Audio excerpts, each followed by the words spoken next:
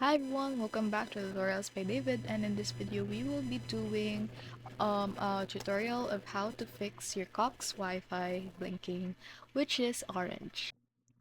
So if you're wondering your Cox Wi-Fi wouldn't stop the orange blinking, then I got you covered.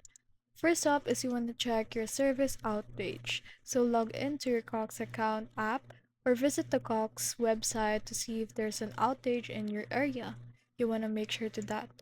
Next is that if that didn't work, you want to restart your modem or router. You want to unplug the power for 30 seconds and then plug it back in. After a few minutes, you will see light turn solid white or green.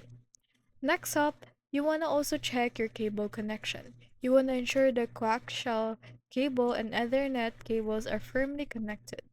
If not, you want to replace damaged cables if necessary. So splitters and signal issues could be another problem. If you use a splitter, try connecting the coax cable directly to the modem.